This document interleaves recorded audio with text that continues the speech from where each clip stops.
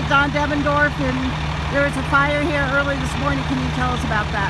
About 6:45 this morning, Prescott Communication Center received multiple 911 calls of heavy smoke in the area. Our first units arriving on the scene found heavy smoke and flames coming from the building you see behind us.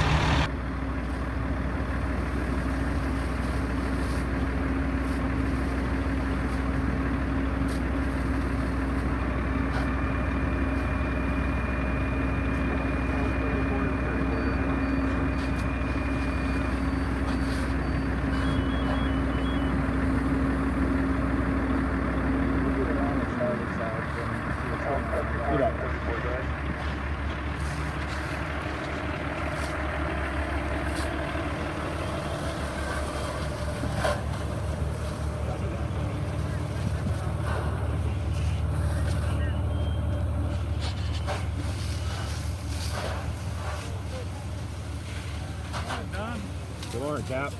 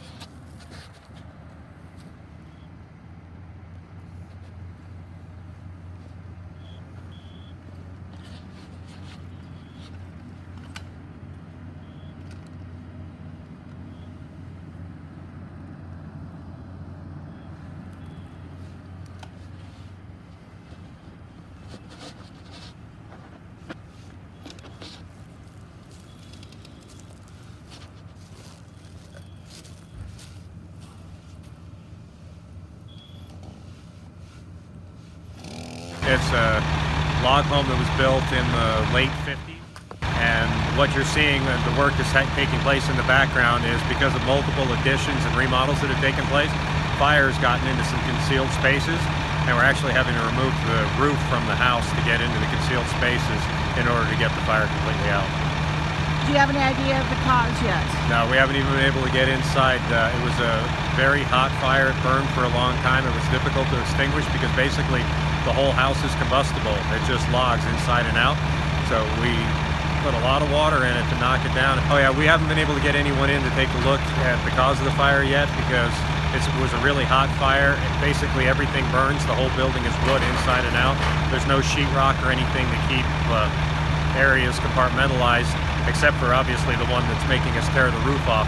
And then because it burned for so long with us putting thousands of gallons of water on it, there were some structural members inside the collapse, so it's going to be a while before we can make it safe for investigators to get inside. Was anybody inside? Were there any injuries? No, there's no injuries. It's a business office that has not been open since Friday afternoon. And you had to close the highway down for a while. Our closest fire hydrant was across the highway, so ADOT and the Prescott Police Department closed it down. Luckily, there's a lot of routes around here, but it was closed for about 2 hours, but it's open now. Okay. Anything else that people should know about? No, there's going to be smoke here for a while. It's going to take us hours before we can get to wherever this fire is hidden in the wall, so try to be safe when you drive by, not paying more attention to the fire than you are the traffic around you, because we don't want to respond on motor vehicle accidents a few feet from here. Okay, thanks very much. You're welcome.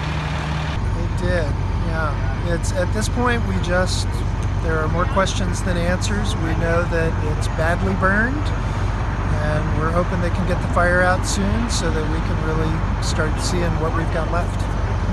Nobody was inside though. Nobody was inside the building, and so that's a good thing. It's, all of our records and all of our equipment and materials, and most of that can be replaced, so that's good. And I have to say I'm glad that the fire was contained to the structure. It didn't go to any of the other structures nearby, and it didn't jump into Watson Woods, which is, we've had fires in Watson Woods before, so I was pleased to see that was not the case. And the Prescott Fire Department, they got here pretty quick, and they had to do a lot of heroic efforts to get water for this. My understanding is that the building was fully engaged in fire when they arrived. I've seen some videos that they shot when they arrived here, and it was pretty serious fire.